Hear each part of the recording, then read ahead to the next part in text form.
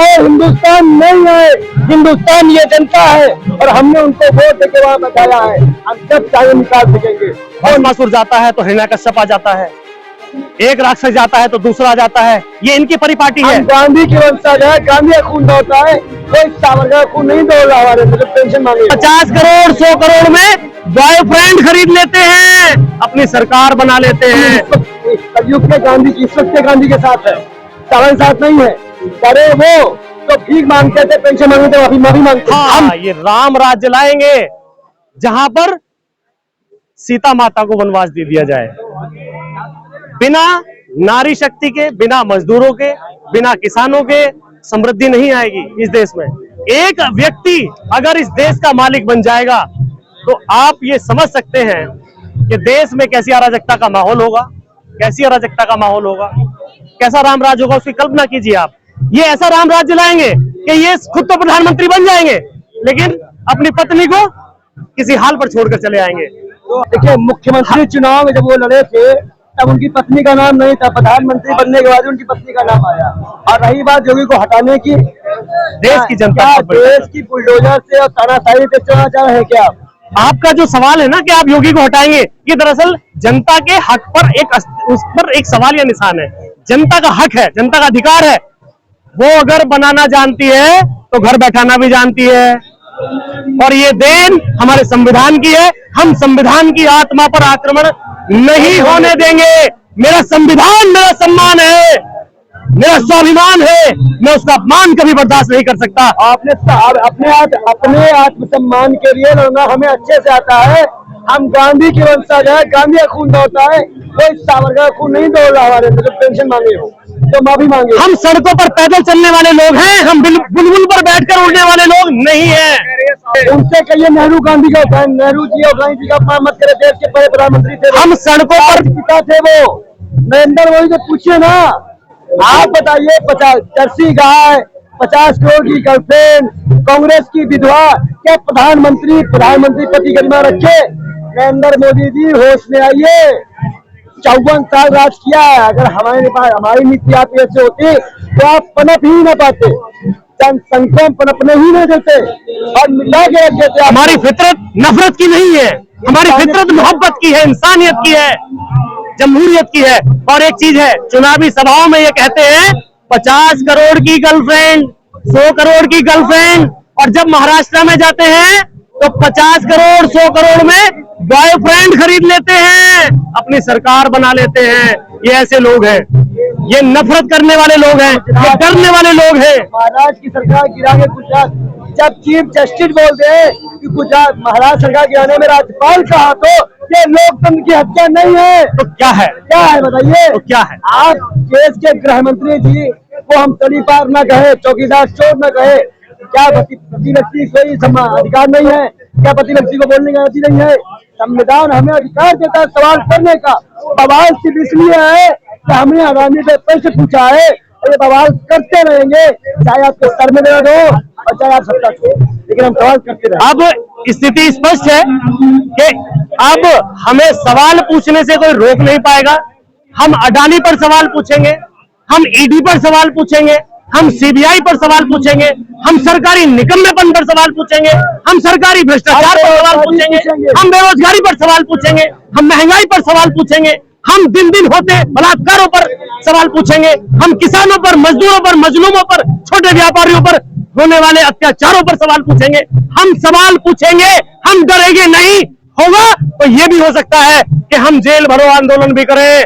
हमने पहले लड़े थे गोरों से, हम तैयार हैं लड़ने के लिए चोरों से।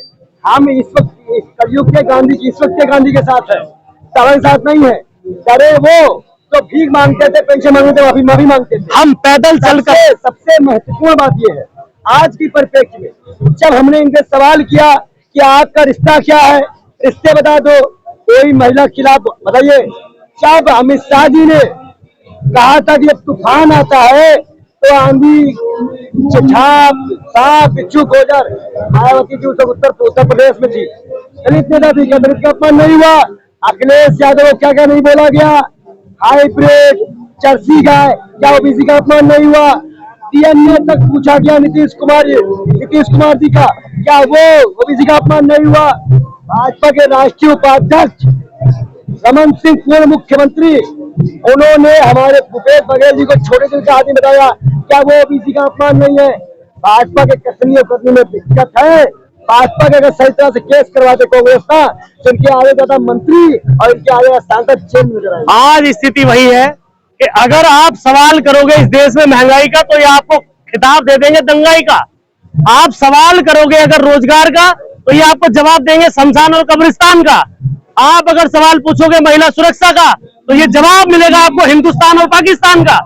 आप अगर बात करोगे कि जी उन नौनिहालों को निवाला कैसे मिलेगा, उन तड़पती हुई गायों को जिन्हें इन्होंने सड़कों पर खुला छोड़ दिया, जिन गायों के नाम पर ये उत्तर प्रदेश और बिहार में आफत काटते हैं, और उन्हीं गायों को गोवा में काटते हैं। एक चीज पूछता हुआ, पहली बात तो आप पूछ ही नहीं पाओगे, क्योंकि प्रधानमंत्री सवाल करना देश सवाल हो जाता है। PM Narendra Modi, PM of India, not of India, ये बात इतनी जल्दी उनको समझ में आ जाए कि वो हिंदुस्तान नहीं है, हिंदुस्तान ये जनता है, और हमने उनको वोट देके वहां बताया है। हम जब चाहे निकाल सकेंगे, वो नौकर है, हम मालिक है। लेकिन अगर अपने आप को मालिक समझ रहे हैं, तानाशाही कर रहे हैं, तो मैं भी सत्ताग्रह करके उनकी चीजों को, सरकार की नाकामियों को दिखाते रहेंगे। राहुल गांधी जी के सदन में जब उनसे कहा गया जवाब दो, 30 मिनट के लिए देश की सबसे बड़ी पंचायत का माइक यूज कर दिया। ये लोकतंत्र की हत्या नहीं तो क्या है? पूछिए, आप लोग समझिए ना। आप प्रेस वालों से मेरा हाथ जोड़ निवेदन है कि लोकतंत्र को बचाइए। ये लड़ाई राहुल गांधी की रास्ता बचाने की नहीं है, ये लड़ाई लोकतंत्र को जो खतरे में डाला जा रहा है उसके लिए है। ये राहुल गांधी जो खेल सिपाही है, पहले के क्रांतिकारियों के पास कोई पद नहीं था, कोई सांसद नहीं था। राहुल गांधी क्रांतिकारी परिवार से है और क्रांतिकारी है, और हम उनके सिपाही हैं। हम बोलते हैं चौकीदार चोर है, तड़ीपार चोर है, तो जेल में हम भी राहुल गांधी हम जेल जाने को तैयार। आप हमें इसे समझना पड़ेगा, हमें इसे कुछ ऐसा समझना पड़ेगा कि जब सवाल होता है संसद में, तो स्पीच कट कर दी जाती है, माइक स्विच ऑफ कर दिए जाते हैं। जब सवाल होता है सड़क पर, तो लोगों को डिटेन करके, और वो जो अंग्रेजों का काल था, जेल में ठूस दिए जाते हैं, झूठे मुकदमे डाल दिए जाते हैं। ये जो सवाल है, अब ये सवाल देश का सवाल बन चुका है कि ऐसा उस व्यक्ति में क्या है, ऐसा अडानी में क्या है कि देश के सारे संसाधन, जो बेमोल संसाधन है, वो अनमोल संसाधन है, वो बेमोल दे दिए जा रहे हैं। अब ये चीज है, युवा रोजगार मांगता है, तो सारे जो सेक्टर हैं, पब्लिक सेक्टर, वो अडानी को ट्रांसफर कर दिए जाते हैं। महिलाएं सम्मान मांगती हैं, तो जितने भी हमारी जो कंपनियां हैं, जो राष्ट्रीयकृत कंपनियां थी, उनमें हिस्सेदारी अडानी को बेच दी जाती है।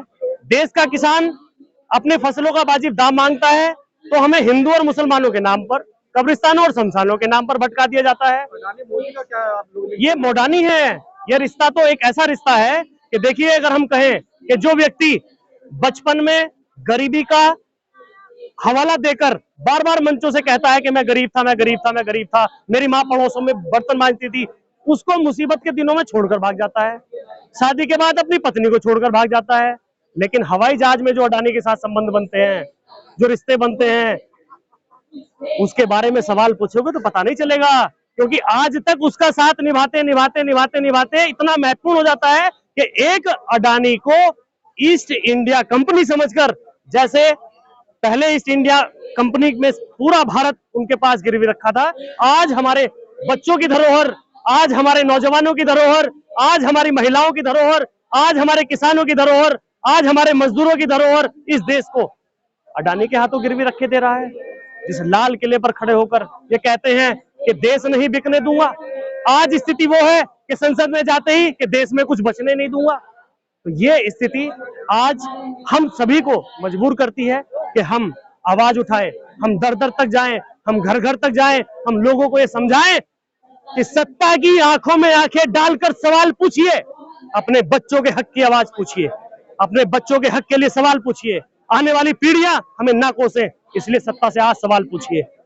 आगे कुछ होगा, कुछ बदलाव होगा। बदलाव ये आप बदलाव देख रहे हैं। आज जो लोग आए हैं उनमें से मैं शर्तिया कह सकता हूं कि कोई अपनी मजदूरी छोड़कर आया है, कोई अपने छोटा व्यापारी अपनी दुकान पर ताला लगाकर आया है, शटर गिराकर आया है।